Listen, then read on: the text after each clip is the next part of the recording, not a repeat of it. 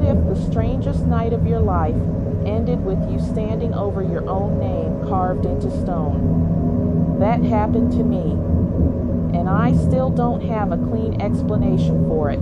It started on a Tuesday in late November. I couldn't sleep, which wasn't unusual, but around 2 in the morning, I noticed something outside my window. A light, not a street lamp, not a phone screen from a neighbor, not car headlights. Something else. It was hovering just above the tree line at the edge of the woods behind my house, pulsing slowly, like it was breathing.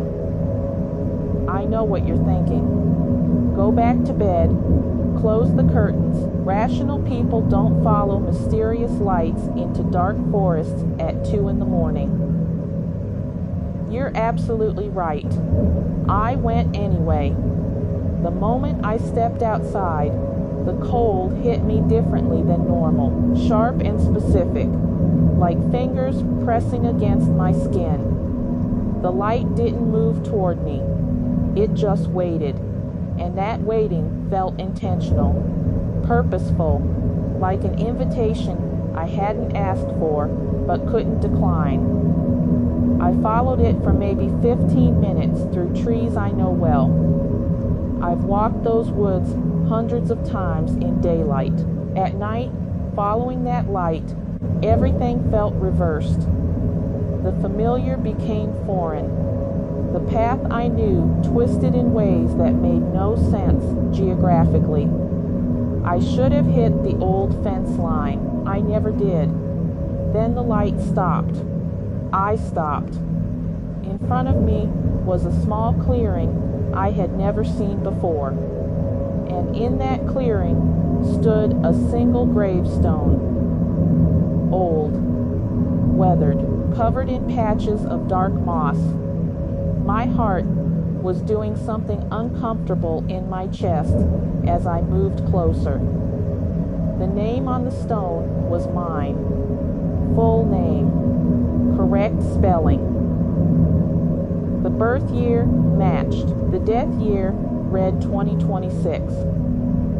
I stood there for what felt like a long time, not moving, not thinking clearly, just existing in that specific kind of fear that doesn't make you run. It roots you, freezes you in place, like your body is deciding something your brain hasn't caught up to yet. Then the light was gone. Instantly. No fade. Just gone. I made it back to my house. I checked my phone. 40 minutes had passed. I sat at my kitchen table until sunrise, trying to rationalize what I had seen. Vandalism? An elaborate prank?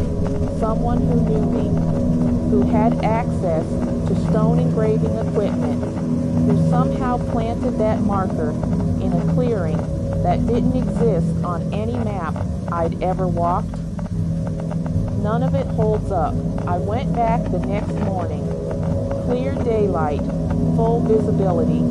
I walked every inch of those woods for 2 hours. The clearing wasn't there.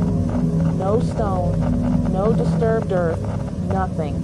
So here's where I leave you, because this is the part that genuinely keeps me awake. The death year on that stone. That's this year. We are currently living inside whatever timeline that stone was pointing to. I don't know what I saw. I don't know what it means. But I haven't slept well since November, and every time I glance toward those woods after dark, I leave the curtains closed.